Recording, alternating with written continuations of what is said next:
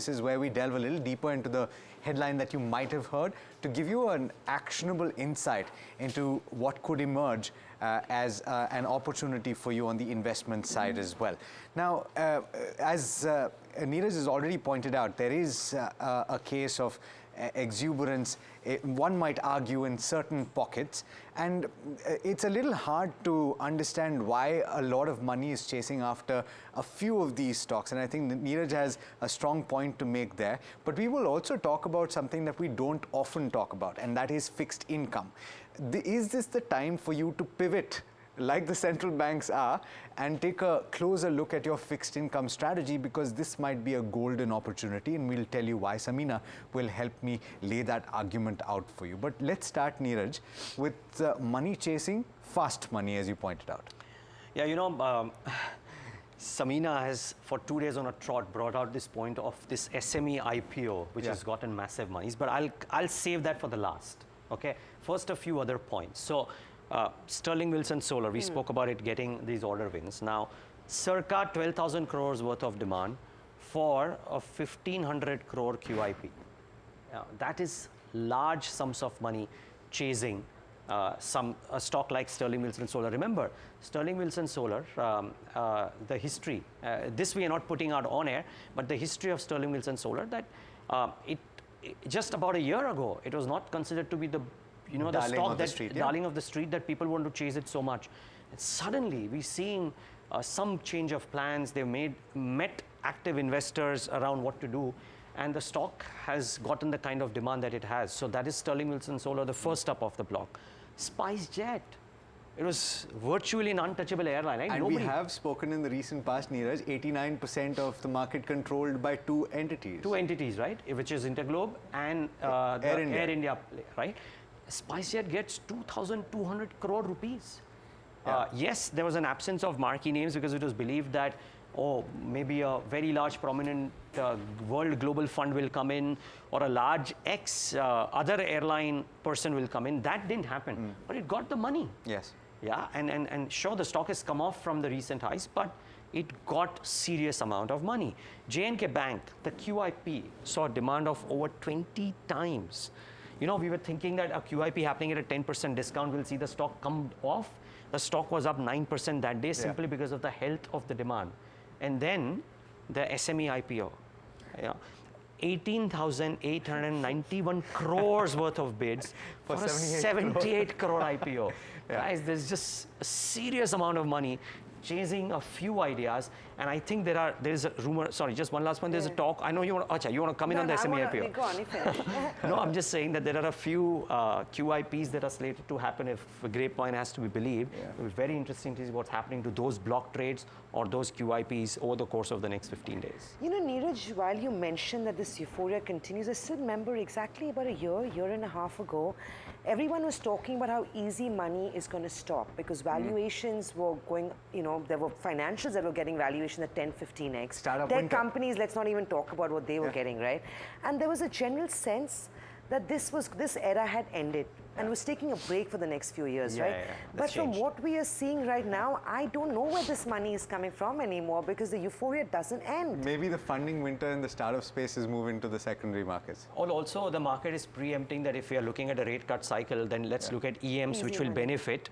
Okay, EMs, which are the EMs? BRICS. You look at Brazil, India, Russia, China. You look at India probably looking like a bed of roses relative to everything else in the system. But is it really FII? Is it foreign? It's not necessary. No, I'm just saying, so at large, en masse, there is this global money coming in. And then local money, right? We've spoken about how the local SIPs, we speak about local SIPs so regularly, we don't talk about the kind of money that is coming into the PMS and the AIFs, right? Samina has great insight there, but just the quantum of AUM has jumped up. On that note, the likes of a Unify have stopped receiving fresh money. Yes, a lot of them have. Which is huge, right? Now, whether or not this is because they've got a mutual fund license coming or they don't have ideas. Because at the end of the day, a PMS is supposed to be more concentrated strategy. But yeah, they've actually said no more fresh flows. And interesting, I remember this in a chat that you were doing recently where the manager said that we have received funds, but we have the leeway to hold for a period of a couple of months before we deploy completely, and we utilizing that leeway. Yeah, I think that So was all- Rishabh Sheth all of Yes. Pharma, if and I'm all not wrong. PMSs Yes. usually do that, right? AIFs and PMSs have the ability to sit on cash before they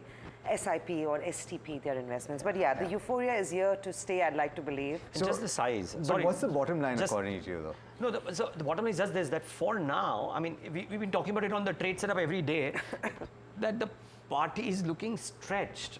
But at some point of time, these are cautionary signs. This has happened umpteen number of times in the past. Once the market corrects, which it eventually will, everybody will say that, hey, these were telltale signs. Yeah. But until it happens. hits, It's nobody quite always the realizes it. hardest point. I mean, of course, it's the hardest point to. You can't time the top, You right? can't time the But top. these are slightly discomforting signs, you have to be honest. Fair point. All right. So, but on that note, and I think this leads very nicely into our next chat, which is on fixed income, because generally, from a personal finance standpoint, you would say you book from equity and you push into fixed income. I would argue, Samina, that this is a golden window for you to put money into fixed income. And if you're talking about bonds, right? Because it works this way. If the interest rates go down, prices are going to go up for existing bonds. And if you buy early, you get the benefit of that price appreciation. And if you can lock your yields in right now at around 7.5%, 7.6% for a few, target maturity funds, which allow you to hold to maturity if you do want to do that, you have the potential in the next 3 years of maybe getting that capital appreciation as well. So just to quickly comment on that, right, and talking about euphoria, historically, debt is supposed to be a risk management tool for stable investments. If you want alpha, you go after equity. If you want safety, you want, your portfolio being comforted, you look at debt. But with the euphoria round, we're now even discussing investing in debt because the timing is correct. Debt has never been about timing it, right? But just to comment on your point, and let's break this down. Rates have peaked. Liquidity is tight, so we aren't expecting any OMOs coming through.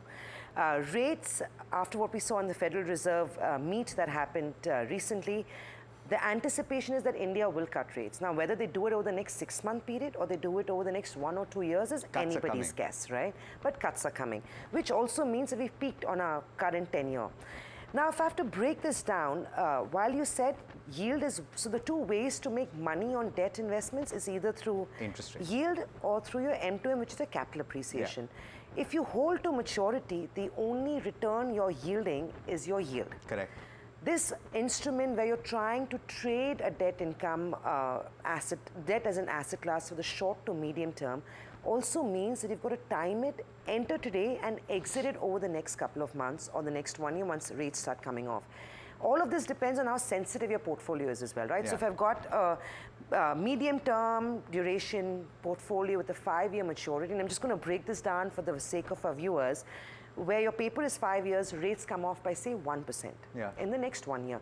I've entered at 7, rates stand at 6%.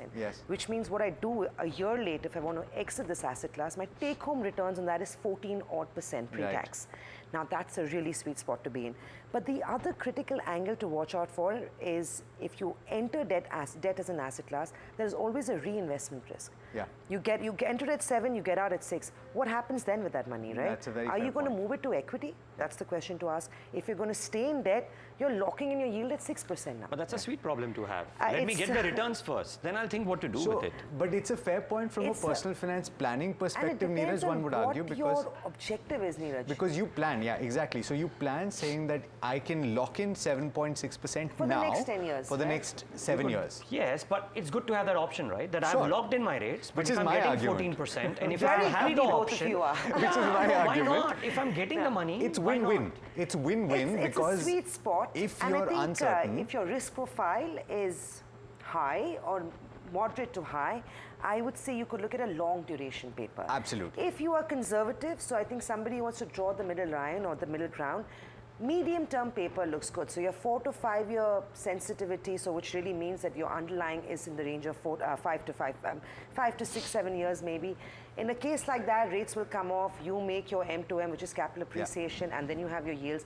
Another thing to note is post the budget, taxation is I was at your going to point marginal that tax out. rate. Yeah. So very quickly, for those of you who aren't familiar with this, and this is the closing point, if you are looking at investments into fixed income mutual funds, all of the gains from that are now treated as short-term capital gains after the change earlier in the year, and you will be taxed at the slab rate. Now, this is basically bringing these products on par with a lot of other fixed income products like fixed deposits, and so therefore the benefit that was being received by fixed income mutual funds no longer exists. But the argument is that you can make money on the interest rates and potentially on capital gains as well. We will hold this conversation for later when we perhaps do the mutual fund show, and we'll get you actionable insight if you intend to deploy into fixed income mutual funds.